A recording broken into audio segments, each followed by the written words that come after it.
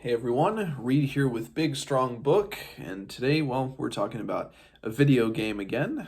Today we're talking about The Legend of Zelda Ocarina of Time. Now, in my previous review from a couple weeks back about Breath of the Wild, I mentioned within that the first, at least the first 3D Zelda game that I ever played, not played to completion the whole way through, but at least a little bit of it was Ocarina of Time growing up as we had a Nintendo 64.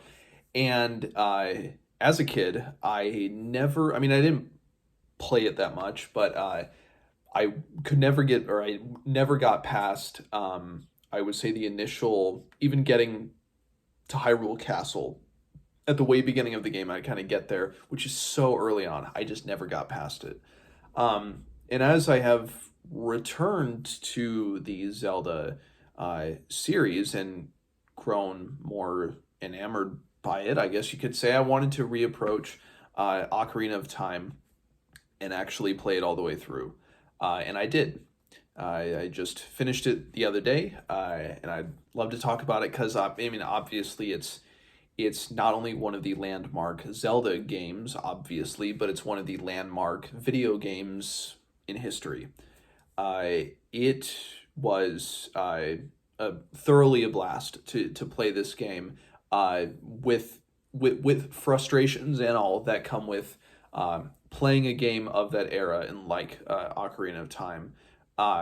It is, I didn't appreciate it until I've seen some retrospectives on it of just truly how revolutionary it was, or at least things that we take for granted of that kind of a 3D game. Around that time, of course, we had I think of like Final Fantasy VII, Metal Gear Solid was around that time as well, but even Final Fantasy VII was, it wasn't real time combat. It was turn based, and likewise with Metal Gear Solid, even though that was on the cutting edge of having this real time great action game, having a full voiceover and animated these great cutscenes, an intricate story and all of that. With Ocarina of Time, you get a truly 3D environment. Not like, I mean, even with Metal Gear Solid, it kind of it can be a little almost top down at points. It's not precisely top down, but it can certainly be that way in the game. Um, Ocarina of Time, again, you have fully 3D. You have enemy targeting systems. Just and the menu items and everything. It's just so it was not only, I mean, a cutting edge for its time, but it paved the way. And I mean, I know that there are so many developers and publishers and all of that who credit Ocarina of Time as kind of the cornerstone for 3D games in general. And along with probably Super Mario 64 and other games that Nintendo produced at that time, you can see that for sure. It still resonates today. A lot of landmarks of the action adventure genre are there in almost in their entirety. Um, this game, I love where this game um takes you, and the dungeons and areas and puzzles that it takes you through in particular. The Deku Tree, I mean, it's like it holds your hand for a little bit. It guides you through kind of how this game will be. And I think Ocarina of Time definitely has an edge, at least in my mind, over Breath of the Wild. Granted, those are the only two Zelda games that I've played, maybe period, certainly all the way through. So, comparing Breath of the Wild, which is great and unique in its own way, but the flavor, the character that each area, each dungeon has within Ocarina of Time feels much more fully realized. It feels much more unique, and everything is its own individual challenge. So you have the Deku Tree, for example, and then you have the oh gosh, whatever, the cavern, Dodongo's cavern, and then when you're inside the Jabu Jabu fish monster, it's so, it's interesting and unique, and there are it's a different environment, different ways to go about doing things, and it gets a little bit, I would say, not not simplified um, or centralized until the second half of the game when you're going through the temples, where the goal is pretty much the same in all of those, which I get for it. If it was more complex, it would have been chaotic for the player. With the temples having to, you go in and you have to find the small keys, which will get you to certain items you need to complete that dungeon, and then or that temple, and then eventually getting the boss key. So things like that. But it was enjoyable, and I would say, my frustrations with this game primarily come from just parts of the control design that I don't think aged quite so well. The targeting system, while good, it just feels a little finicky sometimes. And because the Nintendo 64 controller, of course, only had one joystick, or one thing with which to control the camera with, unlike the left stick and right stick, which is the standard nowadays. That it makes it a little more herky jerky, and then there are like the nuances within those controls as well. Like, for example, you might be in a temple or whatever, and you want Link to move forward a little bit, but then you kind of move it forward, and then he jumps off into a chasm. It's things like that which are a product of its time. The only way you're going to get rid of those is if you completely remake it, but it's not. It doesn't detract from the power of the game, and the power of the game is better than it is in these respects, better than Breath of the Wild. Again, I mentioned the level design, the dungeon design is just so cool and so unique as you go, from the Deku tree to a cavern to the belly of a fish, and then when you're in the temples, forest, water, fire, shadow, and spirit are all unique and different and cool, and require different things from the player, whether items you just found in a previous cavern or in a previous place.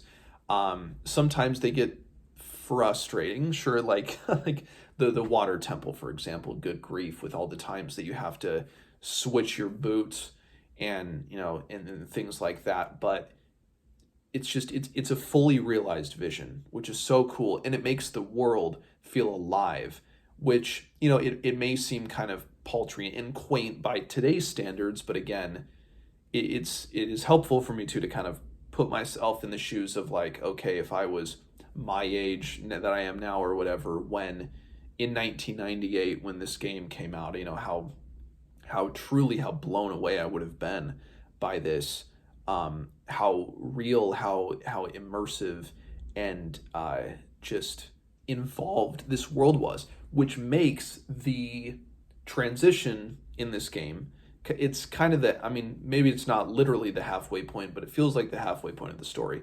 I'll get into story specifics here. If Zelda fans out there watching this, you all have played this, you all know the story inside and out way better than I.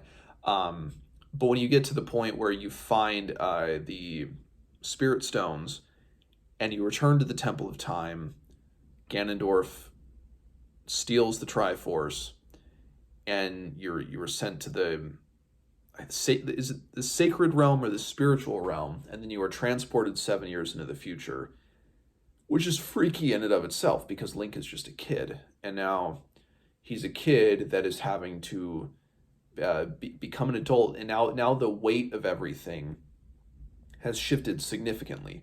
Zelda at first just wanted to secure the Triforce, but Ganondorf never had possession of it, and now he has possession of it, and the world has gone to pieces, and you have to put it back together again by also eventually being able to go to the past and then go back to that future, and the interplay there, the going back and just the biggest and perhaps starkest contrast and like whoa that I had was you come out of the Temple of Time when you're an adult and there's nothing. That whole lively energy is just gone. It's gone, and there are the re-deads everywhere. Which hats off to whoever came up with that design. The look of the re-deads, that sound, that like weird slow-mo screaming sound, freaks me out. Very good job on the the character design for that.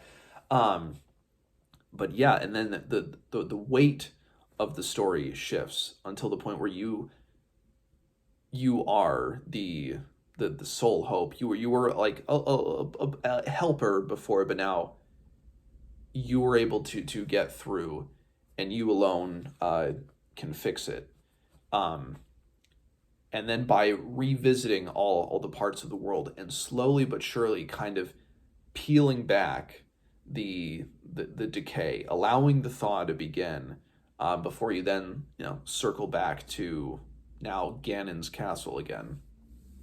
Again with the temples, because of how unique they were, both in the general level design, the forest temple, like with those twisty hallways and things like that. I had to rack my brain a little bit, like, okay, what am I missing here?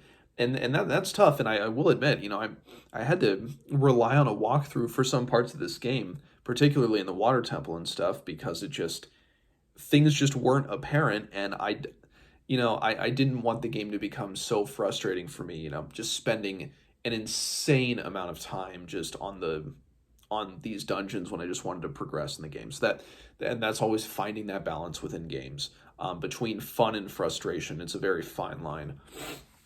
And yeah, the I mean the bosses are all they're just so, again, so fixed in my mind. And I will say, I guess I was a little, maybe one of the bosses where I was a little disappointed in was Ganondorf at the end, when you face off against him kind of in this big throne room esque area in the castle, where you're just kind of essentially playing ping pong with him.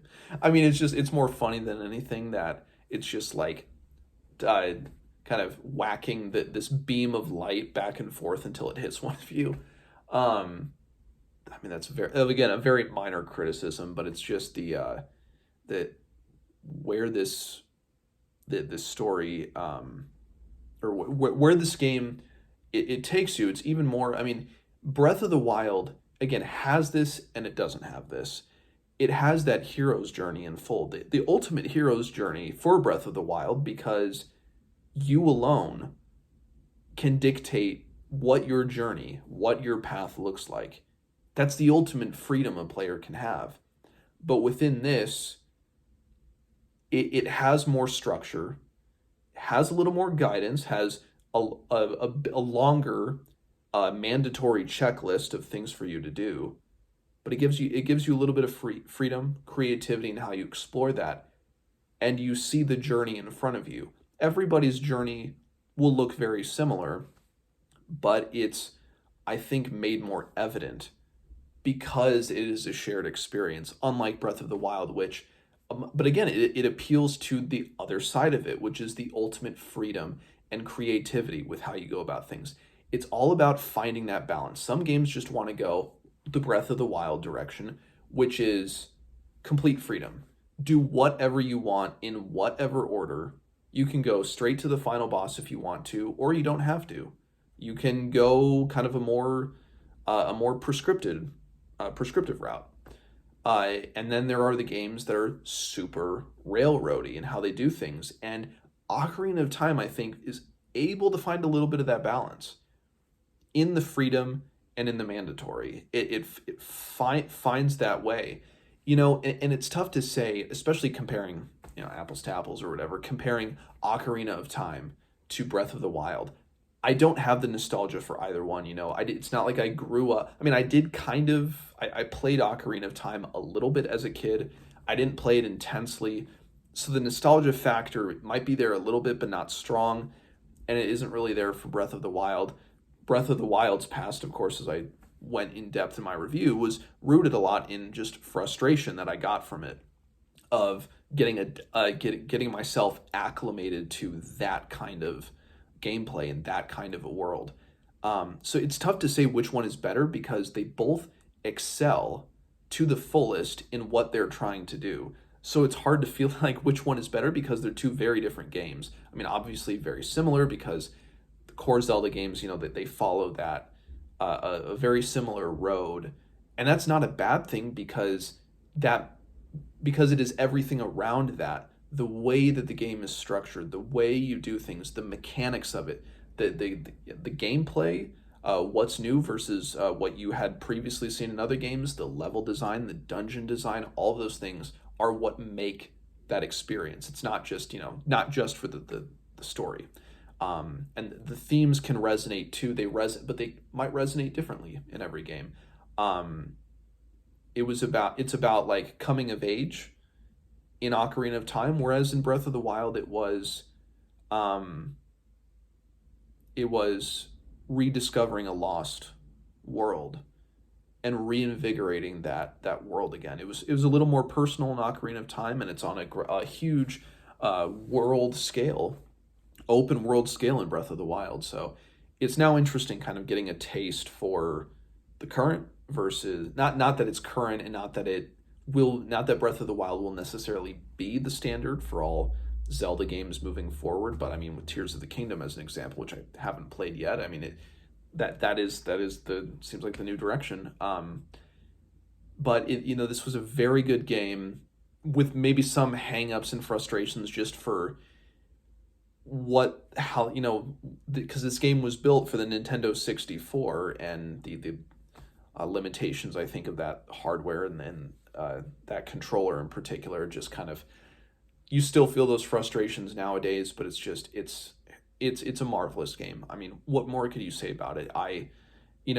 Breath of the Wild had this as a strength to Ocarina of Time. It's just at their best, they just pull you in, and they kind of have you in their grip until you're done with it. You just feel like you have to get through the game, which is in my mind, that's a good thing. So yeah, this was just Ocarina of Time is just a wonderful, wonderful game. And now I'm at an interesting point because I want to continue with the Zelda franchise, the Zelda series, especially the 3D Zelda games, and I don't know for sure which one I'm going to play next. Do I play Majora's Mask? Do I play Skyward Sword? Do I play Tears of the Kingdom? I've got a few. I don't have access to Wind Waker or Twilight Princess, but but Majora's Mask, Skyward Sword, and Tears of the Kingdom, I do have access to those games right now, and so I don't know. I'm kind of torn, at least mainly between Majora's Mask and Tears of the Kingdom. And Majora's Mask, the 3-day cycle, intrigues me, and Tears of the Kingdom, I'm also intrigued to see how that will build off of what we understood about the world of Breath of the Wild. What will change and what will stay the same moving forward, and where that story goes to, because it's more of a direct sequel to Breath of the Wild than I think Majora's Mask is a direct sequel to Ocarina of Time. So both have their unique selling points for me. So TBD, we'll see. So Ocarina of Time, if you've played it, let me know what you think. And as always, I will see you guys next time.